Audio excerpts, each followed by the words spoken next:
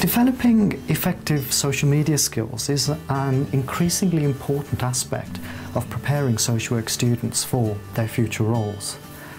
Before students leave university, we should ensure that they have access to learning opportunities that help them develop the skills and knowledge required to engage safely, collaboratively, professionally and creatively with social media for the benefits of service users and their own professional development.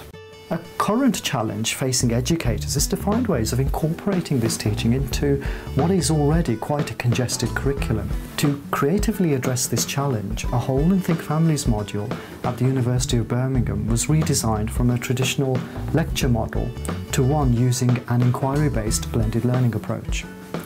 Over a 3-week period, students were placed into fictional interdisciplinary teams, given a case study involving a lifelike complex family situation, provided with a series of online lectures and other resources to encourage inquiry, debate and collaborative team working. This approach allowed the introduction of closed Facebook groups into the module. These groups not only allowed students opportunities to communicate and collaborate in their teams to develop their learning, but also allowed them to experience and share their reflections on the pros and cons of using social media sites to engage with service users, develop interdisciplinary plans of work, and reflect on their current use of sites like Facebook.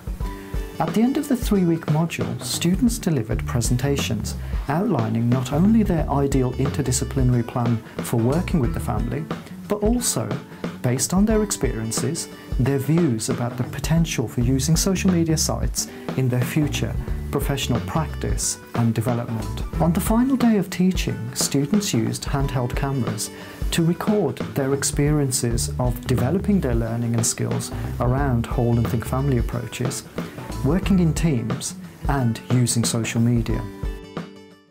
An important reason for using Facebook as opposed to other social media sites was to encourage the very large number of students already using Facebook space to critically reflect on their current online practices. These exercises we have found that it has made us more alert as to how we need to lock down our Facebook settings. The module has made me more aware of my online presence and what that can mean, and being more aware of online security and online privacy. I think it's also sort of brought home to me the fact that actually we do need to maintain professionalism as social workers. I'm aware of the privacy settings. I've deleted lots of friends on Facebook. I'm aware of what pictures I put up. I'm aware that once information's on the internet, it stays on the internet.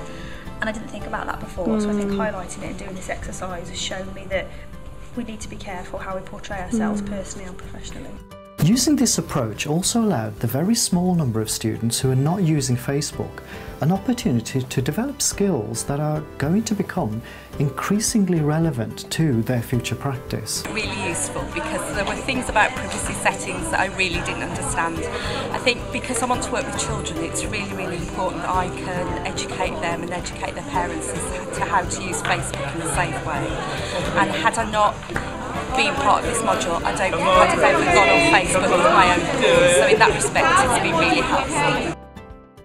Communication properties of Facebook not only allowed a great deal of flexibility for me to guide student learning, but also allowed members of the teams to contribute to each other's learning.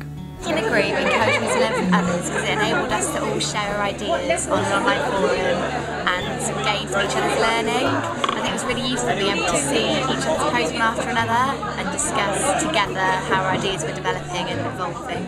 We found that working in a group helped us to bounce off each other, and we could extend our ideas. So using the Facebook group, if someone wrote something, we could think about it ourselves, reflect on it and then add to it. We were able to create documents online that we were then able to edit, so we'd be able to edit other people's posts and contribute in that way, so I think that was really good. I was always aware that Tassem was kind of looking in the background and looking at all the posts, and he'd obviously liked them, and I like it that if someone had put a post or people put a comment on, maybe looking at it again from another perspective, and it made me think more. So I'd read the post and then I'd go away and I'd think about what he'd said, and I quite liked that. I thought his presence was important, and I think it should continue for future learning.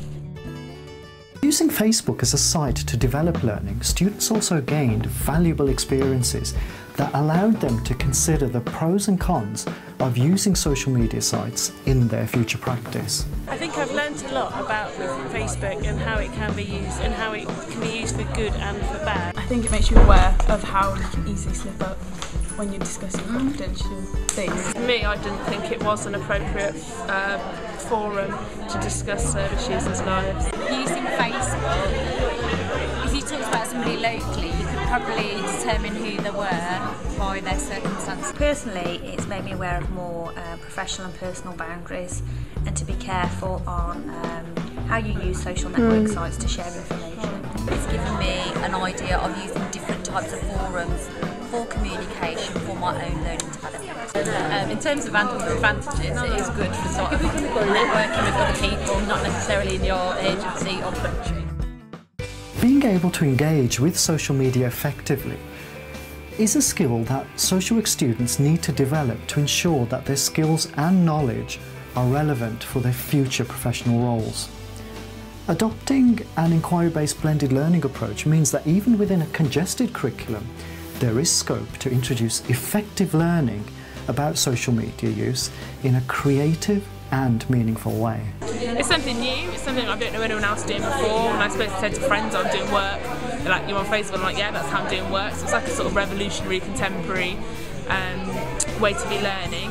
I think there are the difficulties with Facebook and privacy and that being a personal space, but I do think it's shown that there would definitely be scope for an external networking site rather than a social one, but a professional networking site I think would be really useful and had links with phones and everything like that, and I think that would be really great.